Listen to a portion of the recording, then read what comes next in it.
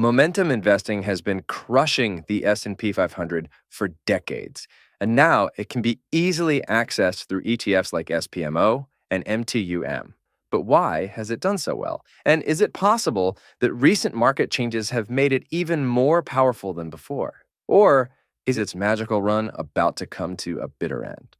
That's what we're going to explore here in the first of our series on factor investing. For a 15-second primer, if you're not familiar with factor investing, factors are basically characteristics of companies that describe how they perform over the course of time. And historically, each factor has led to better risk-adjusted returns than investing in a broad market index like the S&P 500.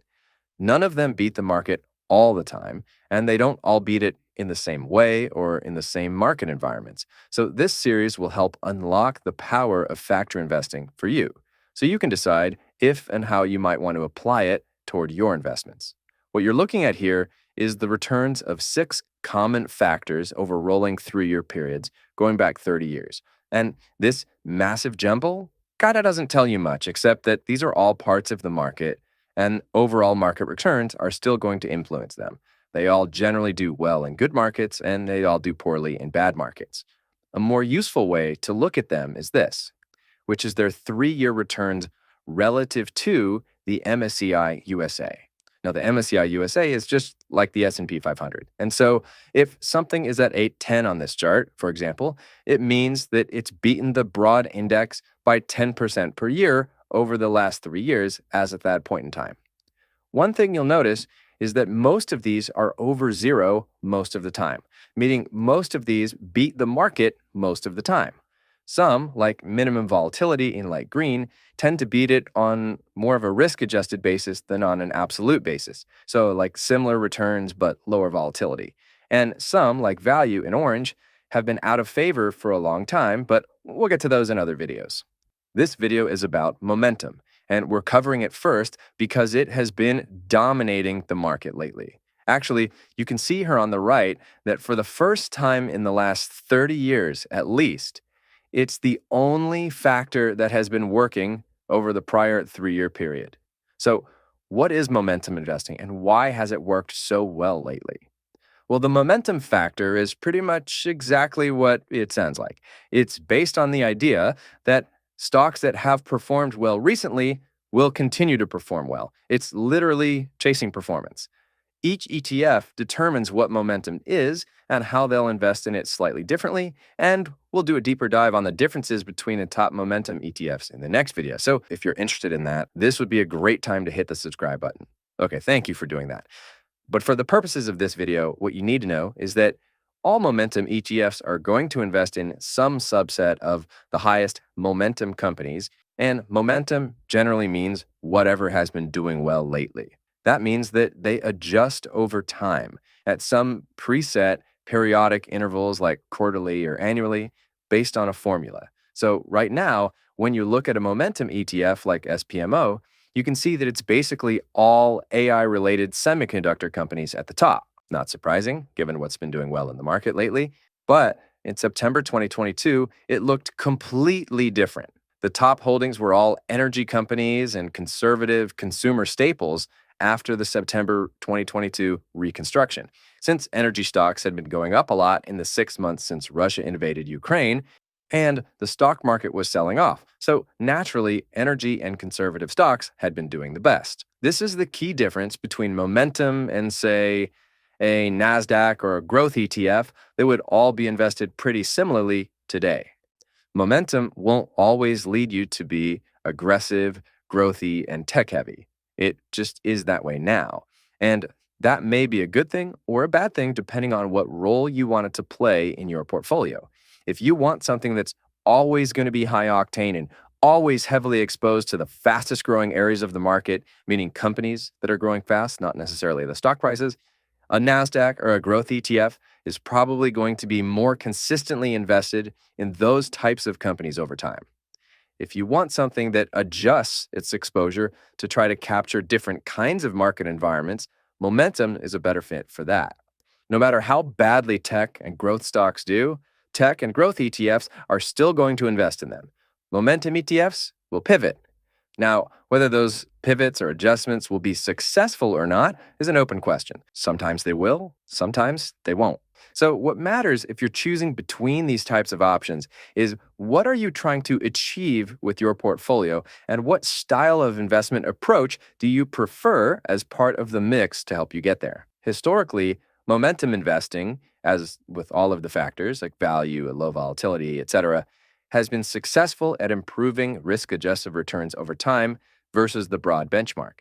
You can see that pretty clearly if we go back to our rolling 3-year return chart and isolate momentum there in red. This is the index that the ETF MTUM is based on, by the way, and it's been ahead of the broad MSCI USA index in most 3-year periods over the past 30 years. But if you're considering an investment for your portfolio, how something gets there is equally as important.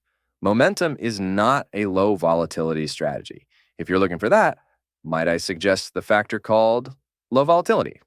Is it possible that momentum can protect on the downside if there's a prolonged downturn, then it adjusts to get more conservative and the market keeps falling? Sure, it's possible. But then it'll probably also miss the beginning of the recovery if it does that. So it's a double-edged sword. And if it did protect on the downside, that would honestly be more of a historical exception than the norm. You can see from the rolling 1-year return chart here with momentum in red and the MSCI USA in black that more often than not, momentum tends to go up more than the market in the good times and go down more than the market in the tough times. This is exactly what I would expect based on how momentum investing works. Momentum always gravitates toward the companies that have been doing the best, which can often be concentrated a lot in one area. And if that area experiences a downturn that brings down the rest of the market, momentum strategies are likely to get hit pretty hard by that. You can see that clearly and consistently play out over time in this chart. In the late 90s tech bubble, momentum did great against the broader index because the same area of the market continued to lead for years. Then, when the bubble burst, momentum fell really hard, from way ahead of the benchmark to way behind, and from a 30+% return in a year to a 30+% loss in a year. A few years later, in 2008, you can see it also had a sharper downturn in the market, but not by that much. Now, why is that? It's because in 2008, everything went down. The downturn wasn't centered in one concentrated area of the market that had been leading it before, like it was during the tech bubble. So momentum strategies weren't so heavily invested in the one area of the market that did the worst. In 2017 to 18, they were. Big spike, momentum does way better, then in a downturn and it gets hit particularly hard. Same in 21-22, same in 24-25, and now we're in another significant spike for momentum, except for this time, for the first time, momentum has gone vertical while the broader market returns have actually been weakening. And that brings us to the final section of our video. Has something changed that makes momentum investing even more powerful, or are we just being set up for another epic reversal of fortunes for momentum investing? Well, the theory goes like this. In 2020, two key things happened with respect to the markets. First, we had a 30% decline and the fastest recovery of all time. And second, we had a bunch of people with extra money in their pockets stuck at home with nothing to do. Those two things, in combination, led to a whole new crop of retail investors entering the market. Then more recently, with the launch of ChatGPT and all the AI hype that's come with it, starting at the end of 2022, we've seen that growth continue. From 2023 to early 2025, retail investing flows increased by about 50%, according to JP Morgan. So why does that matter? Because retail investors aren't building complicated financial models and assessing how the leadership style of a company's new CEO is likely to translate to cost savings over 3 years. They aren't doing any of that. They're just buying what's hot, what's been going up the most, what's being hyped up on social media. It's not much more complicated than that. Basically, a lot of investors are momentum investors. They just maybe don't know the term for it. And in the end, it's just everyone's collective buying and selling activity that drives the market. So if everyone is buying the same companies, those companies will continue to lead.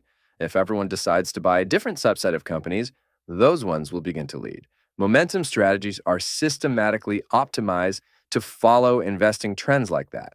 So, has the rise of the retail investor made momentum even more powerful than before? I say yes, it probably has.